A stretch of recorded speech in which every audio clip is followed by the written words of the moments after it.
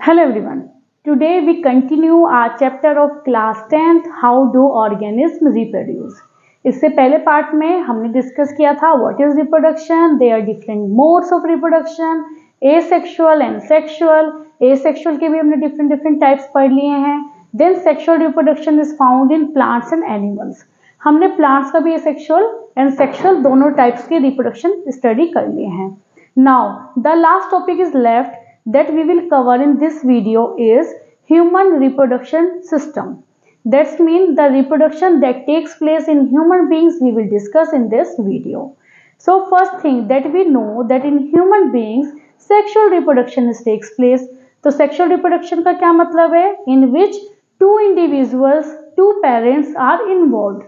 जब उसमें two parents हैं that means two individuals are different type, one is male and one is female. जब two different type के individuals हैं तो उनमें रिप्रोडक्टिव सिस्टम भी डिफरेंट टाइप के होंगे। तो first of all we will discuss male reproductive system.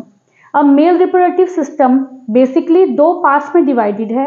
एक पार्ट वो है जिसमें जर्म सेल्स का प्रोडक्शन होता है, दूसरे वो पार्ट्स हैं जो उन जर्म सेल्स जो प्रोड्यूस हुई हैं उनको फर्टिलाइजेशन की साइट तक पहुंचाते हैं। The first part in male reproductive system is testes. Testes located in scrotum and scrotum outside the body पाए जाते हैं because they want less temperature than the body temperature. Body के टेम्परेचर से 2-3 degree Celsius कम temperature चाहिए होता है sperms को grow करने के लिए, डिवाइड करने के लिए, उनको नरिशमेंट के लिए। देन जो टेस्टिस होती है, टेस्टिस के अंदर स्पर्म्स का फॉर्मेशन होता है plus they synthesize and secrete testosterone.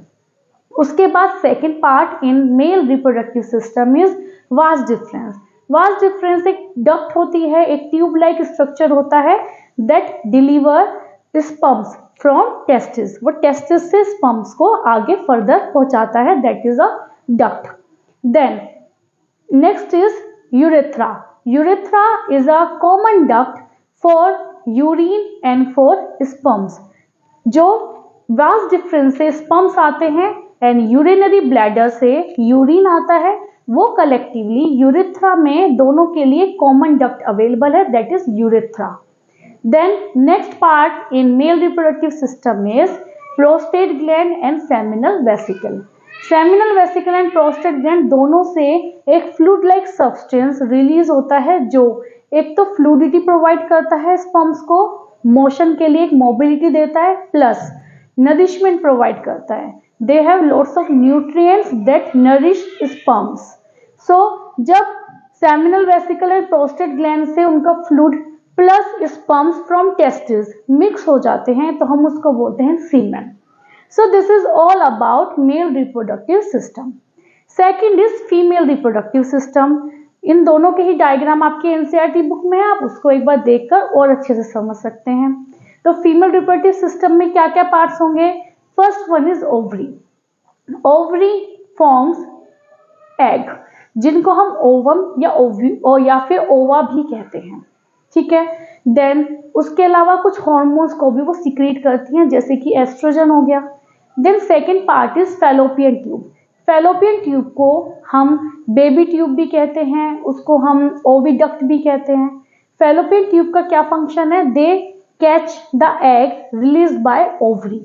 Ovary से जब एग रिलीज होंगे वो फैलोपियन ट्यूब में जाएंगे। Also fallopian tube is the site for fertilization. जब स्पर्म्स एंड एग का फ्यूजन होगा जिसको हम फर्टिलाइजेशन कहते हैं, वो कहाँ पे होता है? फैलोपियन ट्यूब में। Then next part is uterus. Uterus play a very important role, उसको हम वॉर्म भी कहते हैं, वॉर्म ऑफ द फीमेल, जिसके अंदर बेबी को नरिशमेंट मिलता है। तो आफ्टर फर्टिलाइजेशन जब फर्टिलाइज्ड एग जाइगोट में कन्वर्ट हो जाता है, उसमें सेल डिवीजन होते हैं, वो एम्ब्रियो में बनता है, एम्ब्रियो के बाद फीटस बनता है, देन बेबी का बोर्न होता है। तो वो सारे प्रोसेस जो डेवलपमेंटल स्टेजेस होते हैं ऑफ द एम्ब्रियो वो सब होते हैं यूट्रस में। तो यूट्रस की वॉल से फर्टिलाइज्ड एग अटैच हो जाता है, ब्लड की सप्लाई बढ़ जाती है, देन नरिशमेंट प्रोवाइड किया जाता है, और नरिशमेंट जो प्रोवाइड किया जाता है that will provide with the help of placenta. Placenta एक ऐसा पार्ट होता है फीमेल की बॉडी में जो बेबी को नरिशमेंट प्रोवाइड करता है, उसमें ब्लड की सप्लाई हो जाती है बहुत ज़्यादा, एंड सारा जो नरिशमेंट होता है, न्यूट्रिएंट्स होता है, वो बेबी तक उस तक पहुंचाए जाते हैं प्लेसेंटा के थ्रू। प्लस जो बेबी की बॉडी में वेस्ट प्रोडक्ट्स का फॉर्मेशन होता है वो उसको वापस उसको प्लेसेंटा के थ्रू ही फीमेल की बॉडी तक पहुंचाए जाते हैं ताकि उसको एक्सक्रीट किया जा सके। Next part in female reproductive organ is vagina.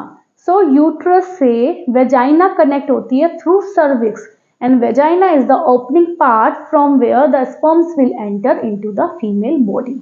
So in this way these are two reproductive systems which are found in males and female. अब प्रोसेस में क्या होगा? First step is gametes formation, male gametes and female gametes का production होगा। After that fertilization that will takes place in fallopian tube of the female. After the fertilization, the development of embryo will takes place, zygote formation will takes place, then embryo development will takes place, then development of fetus will takes place, then baby will birth. ये सब process होंगे। Suppose if egg will not fertilized, then what will happen to the egg? If egg will not fertilize, then menstrual cycle will start. The blood supply that has increased in the walls of the uterus together with these blood plus mucus and the waste egg, it will came out from the body of the female through blood, and that is known as menstrual cycle, that will come at 28 to 38 days every month. So this is the cycle, in this way it will run. Now the last topic of this chapter is reproductive health. जैसे हमारे लिए हमारी पूरी body की, हमारी normal physical mental सारी health important है, उसी तरह से रिप्रोडक्टिव हेल्थ भी बहुत इंपॉर्टेंट है। रिप्रोडक्टिव हेल्थ को हम कैसे अपना ध्यान रख सकते हैं? Bye personal hygiene, by taking a healthy diet with a healthy life style, and don't involve in bad habits at early stages. Reproduction में अगर एक डिजीज होती है जिनको हम बोलते हैं STDs, sexually transmitted disease. Sexually transmitted disease are those disease which transform from intercourse.